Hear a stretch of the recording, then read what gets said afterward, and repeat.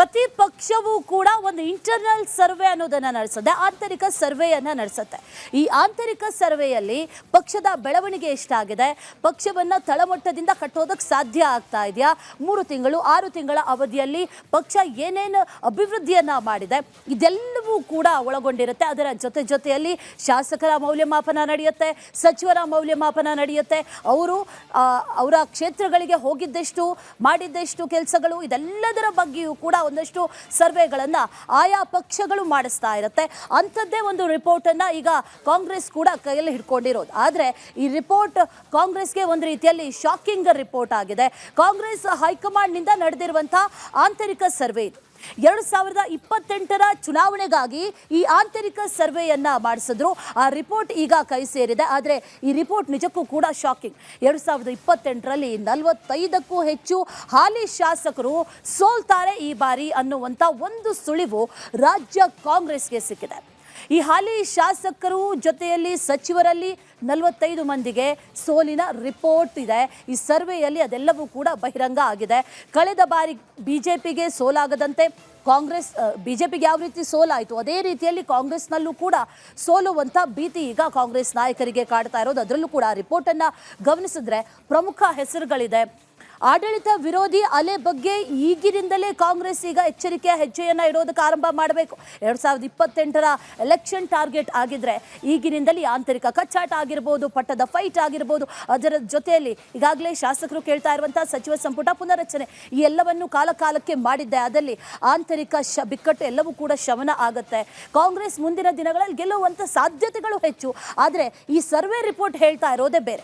45ಕ್ಕೂ ಹೆಚ್ಚು ಮಂದಿ ಎಲ್ಲರೂ ಕೂಡ ಅವರು ಈಗಾಗಲೇ ಶಾಸಕರಾಗಿದ್ದಾರೆ, ಆದರೆ ಸಚಿವರು ಕೂಡ ಆಗಿದ್ದಾರೆ. ಒಂದಷ್ಟು ಜನ ಎಲ್ಲರೂ ಕೂಡ ಸೋಲುವಂಥ ಭೀತಿ ಈಗ ಕಾಡ್ತಾ ಇದೆ. ಅವರನ್ನು ಬದಲಿಸುವ ಬಗ್ಗೆ ಈಗ ಕಾಂಗ್ರೆಸ್ ಈಗ ಚಿಂತನೆಯನ್ನು ನಡೆಸಿದ್ಯಂತೆ. ಬಹಳ ಗಂಭೀರವಾದಂಥ ಚಿಂತನೆಗಳು ನಡೀತಾ ಇದೆಯಂತೆ. ಈ ಹಾಲಿ ಶಾಸಕ ಅದರ ಜೊತೆಯಲ್ಲಿ ಸಚಿವರಿಗೆ ಯಾರಿಗೆ ಬೇಕಾದರೂ ಮುಂದಿನ ಬಾರಿ ಟಿಕೆಟ್ ಮಿಸ್ ಆಗ್ಬೋದು. 2028ರಲ್ಲಿ ಏನಾದರೂ ಇವರಿಗೆ ಟಿಕೆಟ್ ಸಿಕ್ಕಿಲ್ಲ ಅಂತಂದರೆ ಅದು ಈ ಆಂತರಿಕ ಸರ್ವೆ, ಈ ರಿಪೋರ್ಟ್ನಿಂದಾಗಿ. ಯಾಕಂದರೆ ಅವ್ರು ಸೋಲ್ತಾರೆ ಅನ್ನುವಂಥ ಮುನ್ಸೂಚನೆ ಈಗಾಗಲೇ ಕಾಂಗ್ರೆಸ್ಗೆ ಸಿಕ್ಕಿದೆ. ಗೆದ್ದವ್ರದ್ದು ಹಾಗಾದರೆ ಏನು ಕತೆ ಅನ್ನೋದನ್ನು ಗಮನಿಸಿದ್ರೆ, ಗೆದ್ದವರಿಗೆ ಮತ್ತೆ ಟಿಕೆಟ್ ಹಂಚಿಕೆ ಮಾಡೋದು ಕಾಂಗ್ರೆಸ್ನ ಸಂಸ್ಕೃತಿ. ಆದರೆ ಈ ಬಾರಿ ಏನು ಮಾಡುತ್ತೆ ಕಾಂಗ್ರೆಸ್ ಅನ್ನುವಂಥ ಪ್ರಶ್ನೆ. ಮುಂದಿನ ಚುನಾವಣೆಯಲ್ಲಿ ಟಿಕೆಟ್ ಹಂಚಿಕೆಯ ಈ ರೇಷಿಯೋ ಇದೆಯಲ್ಲ, ಅಥವಾ ಇಷ್ಟು ವರ್ಷಗಳ ಕಾಲ ಪಾಲಿಸ್ಕೊಂಡು ಬಂದಂಥ ಸೂತ್ರಗಳಿದೆಯಲ್ಲ, ಅದೆಲ್ಲವೂ ಕೂಡ ಬದಲಾಗುವಂಥ ಸಾಧ್ಯತೆಗಳು ಬಹಳ ಹೆಚ್ಚಾಗಿದೆ. ಮುಂದಿನ ಬಾರಿ ಅಳೆದು ತೂಗಿ ಈ ಟಿಕೆಟ್ ಹಂಚಿಕೆಯನ್ನು ಮಾಡುವಂಥ ಎಲ್ಲ ಸಾಧ್ಯತೆಗಳು ಕೂಡ ಇದೆ. ಯಾಕಂದರೆ ಈ ಆಂತರಿಕ ಸರ್ವೆಯ ರಿಪೋರ್ಟ್ ಕಾಂಗ್ರೆಸ್ಗೆ ಒಂದು ರೀತಿಯಲ್ಲಿ ಎಚ್ಚರಿಕೆಯ ಗಂಟೆ. ಮುಂದಿನ ದಿನಗಳಲ್ಲಿ ಗೆಲ್ಲಬೇಕು ಅಂತಂದರೆ ತಮ್ಮ ಒಳಗಿರುವಂಥ ಬಿಕ್ಕಟ್ಟನ್ನು ಸರಿಪಡಿಸಿಕೊಂಡು ಎಚ್ಚರಿಕೆ ಹೆಜ್ಜೆಯನ್ನು ಇಡುವಂಥ ನಿಟ್ಟಿನಲ್ಲಿ ಈ ಸರ್ವೆ ರಿಪೋರ್ಟ್ ಒಂದಷ್ಟು ಹೆಸರುಗಳನ್ನು ಜೊತೆಯಲ್ಲಿ ಎಚ್ಚರಿಕೆಯನ್ನು ಕೂಡ ನೀಡ್ತಾ ಇದೆ ಅನ್ನುವಂಥದ್ದನ್ನು ಕಾಂಗ್ರೆಸ್ ಕೂಡ ಅರಿತುಕೊಂಡಂತಿದೆ. ಇವತ್ತಿನ ರಾಜಕೀಯ ಎಳೆಯ ಈ ಕಾರ್ಯಕ್ರಮದಲ್ಲಿ ಇವತ್ತಿನ ವಿಚಾರ ಏನಪ್ಪಾ ಅಂತಂದರೆ, ರಾಜ್ಯ ಕಾಂಗ್ರೆಸ್ನಲ್ಲಿ ನಡೀತಾ ಇರುವಂಥ ಒಂದಷ್ಟು ಬೆಳವಣಿಗೆಗಳು. ಸದ್ಯಕ್ಕೆ ಗದ್ದುಗೆ ಗುದ್ದಾಟ ಬಹಳ ಜೋರಾಗಿ ನಡೀತಾ ಇದೆ. ಅದರ ಜೊತೆಯಲ್ಲಿ ಕಾಂಗ್ರೆಸ್ ಕೈಗೆ ಅದೊಂದು ಸರ್ವೆಯ ರಿಪೋರ್ಟ್ ಈಗ ಸೇರಿದೆ. ಹೈಕಮಾಂಡ್ ಕೈಯಲ್ಲಿ ಈಗ ರಿಪೋರ್ಟ್ ಇದೆ. ಇದು ಈಗ ಸಂಕಷ್ಟ ತಂದಿಟ್ಟಿರೋದು. ಅಷ್ಟಕ್ಕೂ ಆ ಅಂಕಿ ಅಂಶ, ಆ ಸರ್ವೆ ಯಾವ ವಿಚಾರಕ್ಕೆ ಸಂಬಂಧಪಟ್ಟಿದ್ದು, ಆ ಸರ್ವೆ ರಿಪೋರ್ಟಲ್ಲಿ ಏನಿದೆ, ಇದಕ್ಕೆ ಸಂಬಂಧಪಟ್ಟಂತೆ ಕಂಪ್ಲೀಟ್ ರಿಪೋರ್ಟ್ ಇದೆ, ನೋಡ್ಕೊಂಬನ್ನಿ.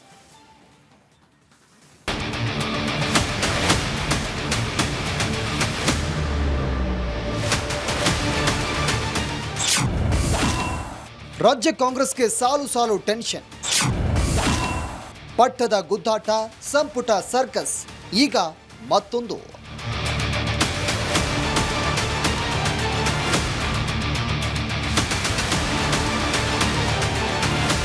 ರಾಜ್ಯ ಕಾಂಗ್ರೆಸ್ನಲ್ಲಿ ಒಂದೆಡೆ ನಾಯಕತ್ವ ಬದಲಾವಣೆ ಟೆನ್ಷನ್, ಮತ್ತೊಂದು ಕಡೆ ಸಂಪುಟ ಪುನಾರಚನೆ ಒತ್ತಡ.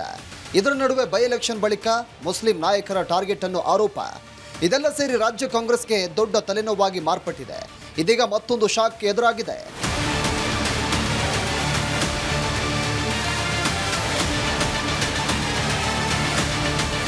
ರಾಜ್ಯ ಕಾಂಗ್ರೆಸ್ಗೆ ಹೊಸ ತಲೆನೋವು ತಂದಿಟ್ಟಿರೋದು ಆಂತರಿಕ ಸರ್ವೆಯ ರಿಪೋರ್ಟ್. ಹೌದು, ಗ್ಯಾರಂಟಿ ಬಲದಿಂದ ಅಧಿಕಾರದ ಚುಕ್ಕಾಣಿ ಹಿಡಿದ ರಾಜ್ಯ ಕಾಂಗ್ರೆಸ್ಗೆ ಈಗ 2028ರ ಚುನಾವಣೆಗಾಗಿ ನಡೆಸಿರೋ ಆಂತರಿಕ ಸರ್ವೆ ರಿಪೋರ್ಟ್ನ ಅಂಕಿಅಂಶಗಳು ದೆಹಲಿ ನಾಯಕರನ್ನ ಬೆಚ್ಚಿ ಬೀಳಿಸಿದೆ.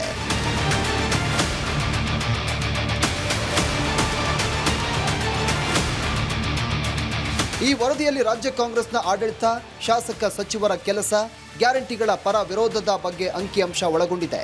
ಇದರಲ್ಲಿ ಬಂದಿರೋ ಸಾರಾಂಶ ಕೇಳಿ CM Siddaramaiah, DCM DK Shivakumar ಹಾಗೂ ದೆಹಲಿ ನಾಯಕರು ದಂಗಾಗಿದ್ದಾರೆ.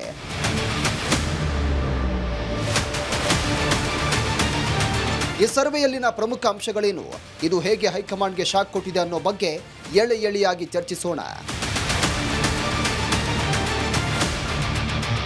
Suresh, political bureau, republic Kannada. ಪ್ರತಿ ಪಕ್ಷವೂ ಕೂಡ ಒಂದು ಇಂಟರ್ನಲ್ ಸರ್ವೆ ಅನ್ನೋದನ್ನ ನಡೆಸುತ್ತೆ, ಆಂತರಿಕ ಸರ್ವೆಯನ್ನ ನಡೆಸುತ್ತೆ.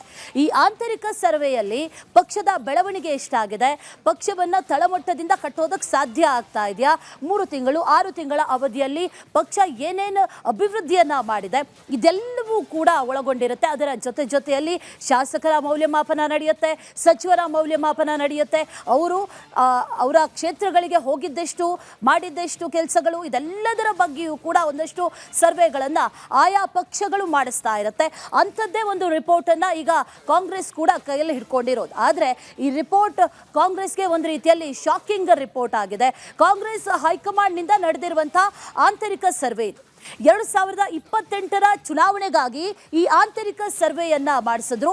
ಆ ರಿಪೋರ್ಟ್ ಈಗ ಕೈ ಸೇರಿದೆ. ಆದರೆ ಈ ರಿಪೋರ್ಟ್ ನಿಜಕ್ಕೂ ಕೂಡ ಶಾಕಿಂಗ್. 2028ರಲ್ಲಿ 45ಕ್ಕೂ ಹೆಚ್ಚು ಹಾಲಿ ಶಾಸಕರು ಸೋಲ್ತಾರೆ ಈ ಬಾರಿ ಅನ್ನುವಂಥ ಒಂದು ಸುಳಿವು ರಾಜ್ಯ ಕಾಂಗ್ರೆಸ್ಗೆ ಸಿಕ್ಕಿದೆ.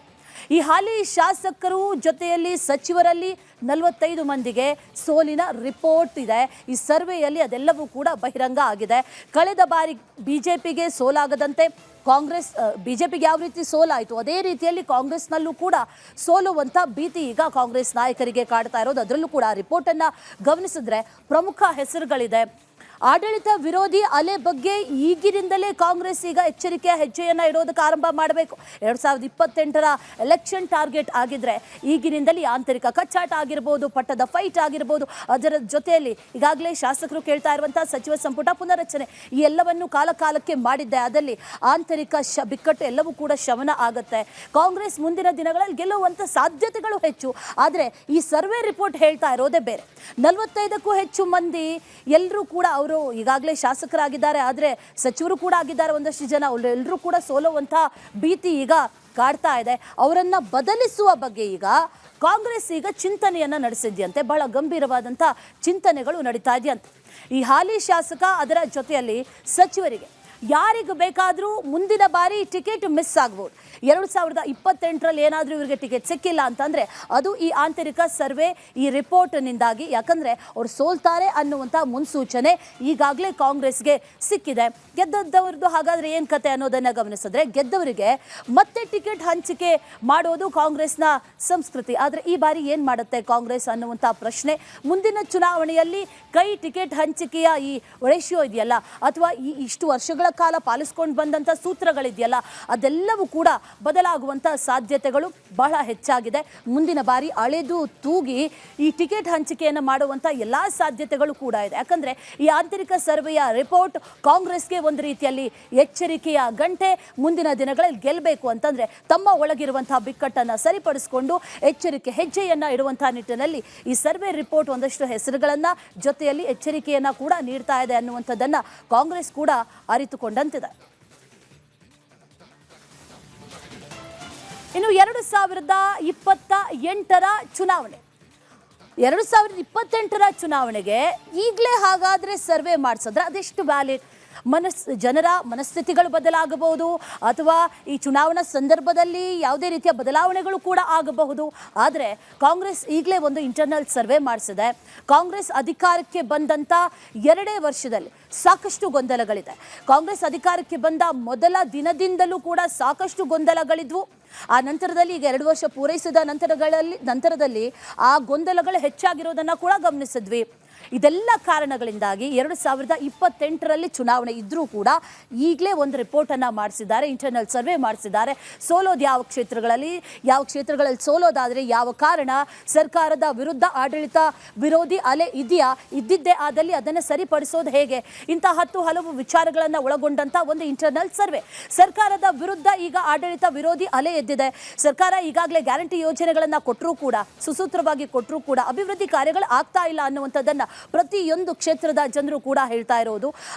ಆ ಒಂದು ಕಾರಣ ಜೊತೆಯಲ್ಲಿ ಈ ಅಧಿಕಾರಕ್ಕಾಗಿ ಕಾಂಗ್ರೆಸ್ನಲ್ಲಿ ನಡೀತಾ ಇರುವಂಥ ಆಂತರಿಕ ಕಚ್ಚಾಟ ಅದಂತೂ ನಿಲ್ತಾ ಇಲ್ಲ. ಶಾಸಕರು ಸಚಿವರಾಗಬೇಕು ಅನ್ನುವಂಥದ್ದು, ಈಗಾಗಲೇ ಸಚಿವರು ಇರುವಂಥವರು ಅವ್ರಿಗೆ ಕೊಟ್ಟಿರುವಂಥ ಕೆಲಸಗಳನ್ನು ನಿಭಾಯಿಸ್ತಾ ಇಲ್ಲ ಎನ್ನುವಂಥದ್ದು, ಅದರ ಜೊತೆಯಲ್ಲಿ ಬದಲಾವಣೆ ಮಾಡಬೇಕು ಅನ್ನುವಂಥದ್ದು, ಇದೆಲ್ಲವೂ ಕೂಡ ಆಂತರಿಕ ಕಚ್ಚಾಟಗಳು ಜನರನ್ನ ಗೊಂದಲಕ್ಕೀಡು ಮಾಡಿದೆ. ಕೆಲ ಸಚಿವರು ಸಾಧನೆಯಂತೂ ಕಳಪೆ, ಅವರಂತೂ ಅವರ ಕ್ಷೇತ್ರಗಳಿಗೆ ಹೋಗಿದ್ದೇ ಇಲ್ಲ, ಜನರನ್ನ ಭೇಟಿಯಾಗಿದ್ದೇ ಇಲ್ಲ, ಯಾವ ಅಭಿವೃದ್ಧಿ ಕಾರ್ಯಗಳನ್ನು ಕೂಡ ಮಾಡಿಸಿಲ್ಲ ಅನ್ನುವಂಥ ಒಂದಷ್ಟು ಮಾಹಿತಿ ಇದೆಲ್ಲವೂ ಕೂಡ ಈ ಸರ್ವೆ ರಿಪೋರ್ಟ್ನಲ್ಲಿದೆ. ಹಾಗಾಗಿ 2028ರಲ್ಲಿ ಚುನಾವಣೆ ಇದ್ರೂ ಕೂಡ ಈಗಲೇ ಅದರ ಒಂದು ಸರ್ವೆಯನ್ನ ಮಾಡಿಸಿದ್ದಾರೆ.